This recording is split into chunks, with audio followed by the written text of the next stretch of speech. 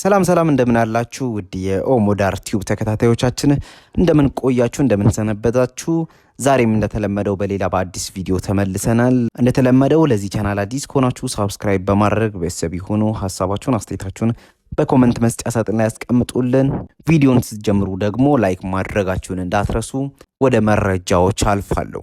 ታዋቂው የስፖርት ጋዜጠኛ አሉላ ፍሬው እንግዲህ ከዚህ በፊት ከቲክቶከሮች ጋር እንዲሁም ደግሞ ከአርሰናል ደጋፊዎች ጋር ውዝግብ ፈጥሮ እንደነበር ይታወቃል። ያ ውዝግብ ዛሬም እንደቀጠለ መሆኑን የሚያመላክቱ የተለያዩ መረጃዎች በሶሻል ሚዲያ እየተሰራጩ ይገኛሉ። ታዋቂው የስፖርት ጋዜጠኛ አሉላ ፍሬው እንግዲህ ከቀናት በፊት አንድ ያልተጠበቀ ያሳዘኝ ክስተት አጋጥሞት እንደነበር በራሱ በቲክቶክ አካውንት ላይ አጋርቶን ነበር። አንድ የአርሰናል ደጋፊ ነኝ ባዩ ከሱ ጋር ተገናኝቶ በስፖርት ክለብ ደጋፊነት ምክንያት ጸብ ፈጥሮ የእጅ ስልኩን ወይንም ስማርትፎን ወይንም ሳምሰንግ አልትራ 24 ስልኩን መስረቁን አስታውሷል። ይህ ግለሰብ እንግዲህ የአርሰናል ደጋፊ እንደሆነ በመናገር ነው የቀረበው። እሱም ደግሞ የማንቸስተር ዩናይትድ ደጋፊ ነው በሚል ምክንያት ነው ጸብ ፈጥሮ እኛን ተሳደባል የሚል አይነት አመለካከት ቀርቦ ስልኩን ሸዋሸዋ እንደሰራ ነው የተናገረው። ጋዜጠኛው በሁኔታው ማዘኑን ገልጾ በስፖርት ስም ተቀራርበው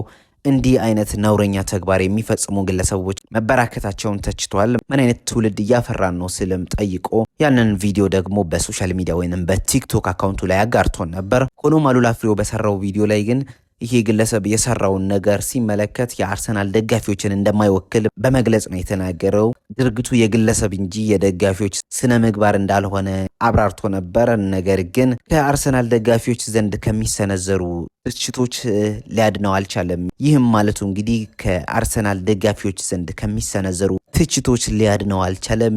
በትርታ ኤፍኤም 97.6 ሬዲዮ ሲዲ ስፖርት ዝግጅት አቅራቢ የሆነው ጋዜጠኛ አሉላ ፍሬው በአርሰናል ደጋፊዎች ላይ በሰነዘረው አስተያየት ሳቢያ ከፍተኛ የሆነ ተቃውሞ እያጋጠመው ይገኛል ማለት ነው።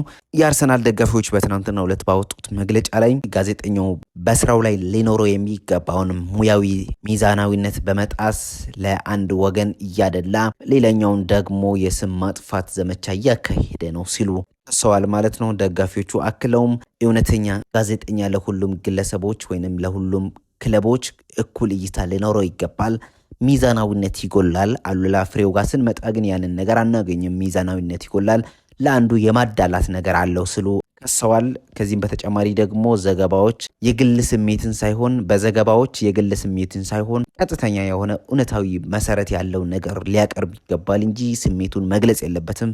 የማንቸስተር ዩናይትድ ደጋፊ ቢሆንም ግን አርሰናልን መተቸት የለበትም። እንደ ጋዜጠኛ ፐርሰናል የራሱን ነገር ሊያስቀምጥ ይችላል። ነገር ግን ዘገባ ሲሰራ ማንቸስተርን ደግፎ ወይንም አርሰናልን ንቆ መስራት የለበትም፣ ጥሎ አጣጥሎ መስራት የለበትም ሲሉ ነው እንግዲህ የከሰሱት። ከዚህም በተጨማሪ እንግዲህ ጋዜጠኛው በቲክቶክ አካውንቱ ላይ ባጋራው ቪዲዮ ላይ በክለባችንና በደጋፊዎቻችን ላይ እየተሰራ ያለው የስም ማጥፋት ዘመቻ እጅግ አሳዝኖናል ሲሉ ነው እንግዲህ ከዚህ ከስልክ ሸዋሸዋ ጋር አሉላ ፍሬው አርሰናል ደጋፊዎችን አገናኝቶ ማውራቱ እጅግ አስከፍቶናል ሲሉ ነው የአርሰናል ደጋፊዎች ያጋሩት ወይንም ያወጡት መግለጫ የሚያመላክተው።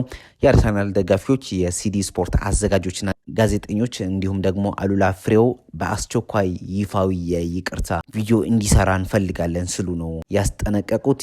የማይሆን ከሆነ ግን ጉዳዩ ወደ ሌላ ከፍተኛ ደረጃ እንደሚወስዱትና አላስፈላጊ የሆኑ እርምጃዎችን ሁሉ እንደሚወስዱ አስታውቀዋል። ጋዜጠኛ አሉላ ፍሬው ለደጋፊዎች የሚገባውን ክብር ሰጥቶ ይቅርታ እንዲጠይቅ እንዲሁም ደግሞ የሲዲ ስፖርት አዘጋጆች ከሱ ጋር የሚሰሩ ጋዜጠኞችም ጭምር ይቅርታ እንዲጠይቁ ነው የአርሰናል ክለብ ደጋፊዎች ማህበር ያወጣው መግለጫ የሚያመላክተው። ከዚህ ጋር ተያይዞ የሚወጡ መረጃዎች ካሉ ተከታትዬ ወደ እናንተ የማቀርብላችሁ ይሆናል። መልካም ቀን ይሆንላችሁ።